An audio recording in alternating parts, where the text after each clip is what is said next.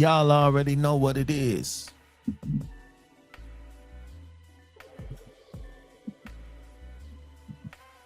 What it is and what it's always gonna be. Now,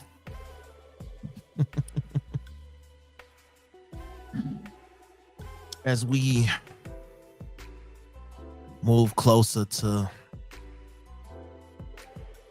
January 10th, I thought I would do something different with my lives for the next couple weeks. And what I'm gonna do is I'm gonna base my lives off of things that I see.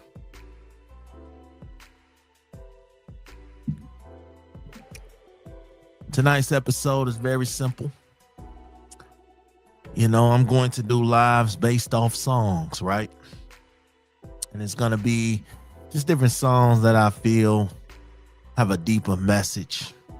So we're gonna talk about it. We're gonna turn it into content because this is what this week is about, right? Content. Everybody's doing content. So, with that being said, man, welcome to another live. All right, look, right? Tonight we're gonna be touching base on residuals, right? I just that song just speaks to me, right? So let's talk about it. Your ex cheated. Doesn't matter when they cheated, how they cheated, right? Y'all left them alone. Y'all broke up, y'all ended, y'all moved away, divorced, whatever the case may be. All right. So now you feel like you got to track locations. You got to exchange locations. You got to call every 5 minutes to know they every move. You got to FaceTime. You know, you got to put air tags and all that shit on. That's too much. That's an emotional tax right there. That's way too much. They lied about money. Lied about having money. Lied about where they spent their money. Lied about where the money went. So now you find yourself checking phone records. You find yourself checking debit card records. You got checking Cash App receipts and all that. You know, that is a tax. An emotional tax. You are charging an innocent person for what the last person did. I can tell you right now, that's a bit of an insecurity. I'm not doing it.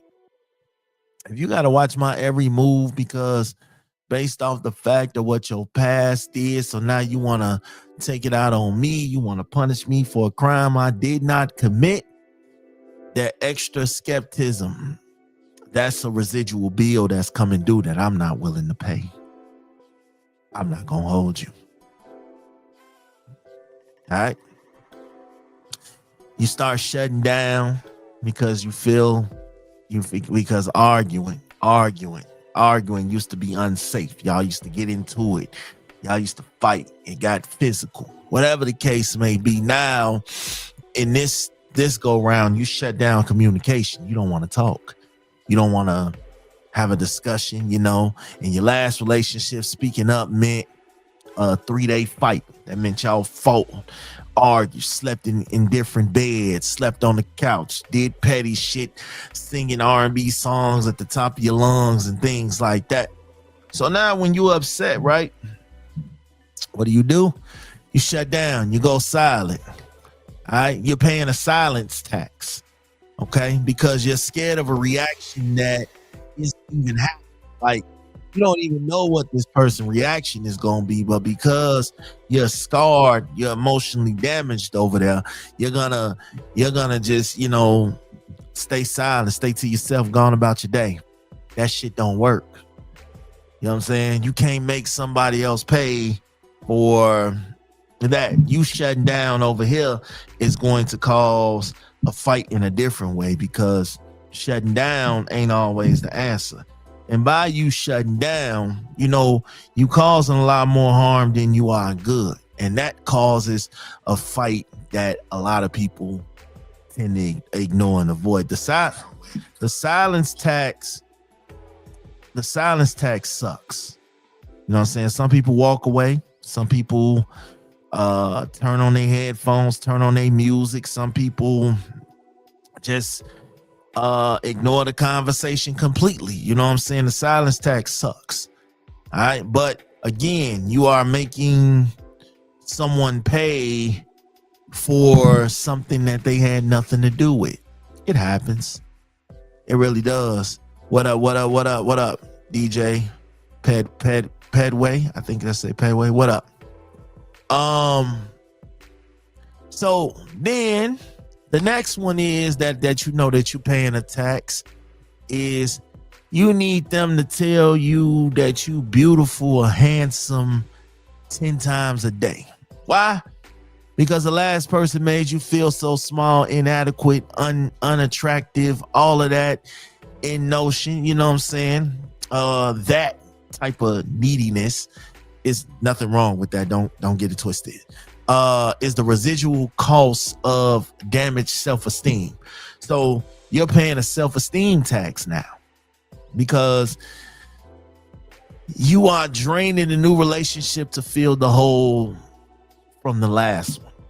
Maybe that one didn't tell you that you were beautiful. Maybe that one didn't tell you was handsome. Maybe that one didn't believe in your dreams and your goals and tell you that you were smart and you're gorgeous and all that other stuff. So you already have it where you need that reassurance 10, 20 times a day, you know, which may be cool. Don't get it twisted. I think letting your partner know that they're valuable, that they're pretty, that they mean something, that they're handsome, whatever the case may be. I think that means something to them. So you got to keep that going. A lot of times people just need to be admired and validated just a little bit more than what they're used to, you know. The next one is you get bored because there's no drama. Oh yeah, I can I can relate. You get bored because there's no drama. You so used to drama. You so used to fighting. You so used to high arguing, stress, toxic shit. You so used to that. So a healthy, stable partner or relationship feel extra slow. It feels slow. It feels boring because the excitement, the adrenaline of arguing and fighting and being into it and slamming doors and walking out, you're addicted to that shit. And that's not healthy. All right, you're addicted to the struggle. That's what it is. That's struggle love in a sense. The boredom, you're going through withdrawals. You feel like you gotta be toxic. I just gotta be toxic. We just gotta get into it. You ever been with somebody and you be like, come on, man. We was just doing good. We ain't got into it all this time. We was just doing good. Now y'all ain't doing good no more. Cause y'all into it. Y'all beefing over something stupid. And it was extremely stupid. You know what I'm saying? So sometimes you have to close that account. All right. You have to acknowledge the bill and you have to close the account. You have to admit that your reaction is about the past and it's not the present. The present has nothing to do with it. It's about the past. Whenever you get triggered, you got to stop and ask yourself, is this about him, her, present, or is this about the past? Is this a residual? If your anger is a 10, but the situation is a 2, that's a residual. Okay? Acknowledge it instantly. Like, my bad. I'm reacting to old feelings, not you. You know what I'm saying? It is what it is. It's a trigger. Sometimes you can't trust the trigger. You never know when the trigger is gonna come. The only way to stop the bill is to forgive the debt. You know what I'm saying? Forgive the ex for hurting you.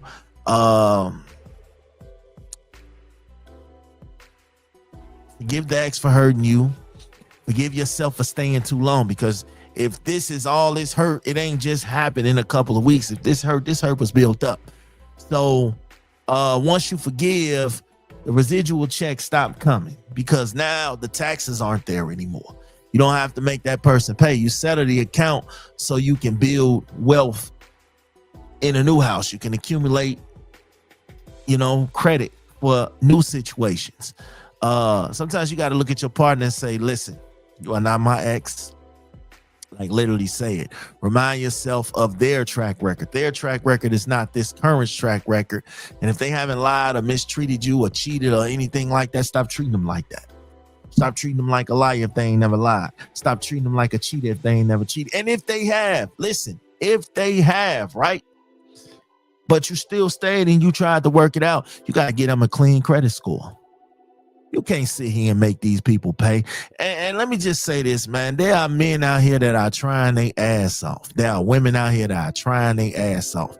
You can't walk around and make them pay for things and they are trying to correct it. Like if that man or woman cheated 10 years ago and y'all stayed, you can't build that man as a cheater and a liar if it was 10 years ago and they've tried to rectify everything that they've done in the past and try to make it better.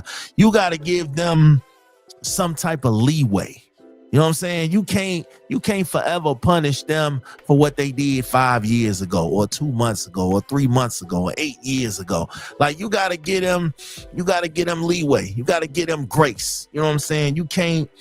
A lot of times we tend to hold grudges when we actually get back on track with someone. We tend to hold grudges. We don't, you know what I'm saying, look at it as a fresh slate. We don't look at it as a fresh start. We so used to being triggered and disrespected, so we don't even look at you like, yeah, he really trying. She really trying. We don't look at it like that. And that's where the downfall starts, because you're not really giving them a chance to, you know what I'm saying, for a payoff. The only way to stop the bill is, like I said, is to forgive the debt. Like really forgive it. You know what I'm saying? And then you got a lot of fear, you got a lot of attitude, and you got to replace that shit with gratitude. Every time you feel a trigger coming, right? Counter it with a present fact. Yeah, the last one cheated, but this one ain't doing that. The last one lied, but this one ain't doing that. The last one was stingy with their money and their time. This one is not doing that. Flood your system with new data, new love, new appreciation, new gratitude, and things will start looking up. But if you constantly trying to make somebody pay for what they did in the past and not really give them a fair shake, you will always fail in the outcome. You will always fail in the outcome. And it doesn't matter if it's old or new, past or present. If you really want something to work out with somebody, you gonna make it work. You ain't gonna, you know what I'm saying? If they really trying to make it work, like they really trying, like they putting in the effort, they putting in the work, they have done different things than what they've done before. They might not do everything that you want them to do, but they have made drastic changes. They done moved their schedule around from when they didn't used to have time. Now they done moved their schedule around. They spending more time. It used to be they didn't take you out, but they take you out. It used to be, you know, y'all didn't have conversation, but now they opening up and they really trying to figure out how to communicate and how to figure out how to attend to your needs. Give them grace. A lot of times you think everybody, stuff don't happen overnight. You can't change shit overnight. You can't, okay, we gonna work it out and then boom, instantly it's automatically fixed. No, it's gonna take the work. It's gonna take the time. Stop making people pay for what other people did. I hate, the worst thing that I hate is, I just left this one just to come over here. Hey, I ain't got nothing to do with that. That ain't my problem. That's between you and that person. Go solve that with them before you try to step to me, because me, I'm gonna tell you, I am very petty at times. I will become that person if you continue to treat me like that person, and it won't work out the way that you think it'll work out. So with that being said, you cannot build a wealthy future if you're still paying debts from the past. Your new partner deserves the best version of you, not the broke version left over by your ex, your dip, your whatever. You know what I'm saying? The real explanation for tonight is simple. Healing is your responsibility. It's not your partner's. All right. If you don't handle your residuals, you will be bankrupt. You will bankrupt your future happiness. Go ahead on and pay that bill, close the account, and open a new one with zero balance. Because you can't make people pay for what they did in the past, for what the last did. And if the last person that you're dealing with is the new person that you're dealing with, and they coming to you wanting a clean slate, then you got to actually be willing to give that to them. or it's gonna end up in the same way. Y'all already know what it is, man. January 10th, live in Chicago. I got my people coming along with me. All right, I got Uncle Dolomite, I got CL, I got Bougie Babe, I got Renee, I got Infamous, I got just told y'all we got Giuliani performing. And then, you know, we got some other stuff cracking. You know, we gonna do some stuff. Tickets is on sale right now. Right now, tickets are $20. That comes with a drink. We got drinks in the building. Gonna be doing some VIP tickets too. So, and those are a little bit different. I'll be putting that together and putting that out in the next couple days on how the VIP tickets gonna look. But listen, y'all already know what it is, man. Listen, treat your people with respect, man. That's the only way you're gonna keep people. You can sit here and point out and talk about, oh, I can get whoever I want. Cool, that's great, that's fine. You can get whoever you want. But when you gonna want the one that wants you, that's what you need to figure out. Y'all already know what this is, man. I'll be back tomorrow.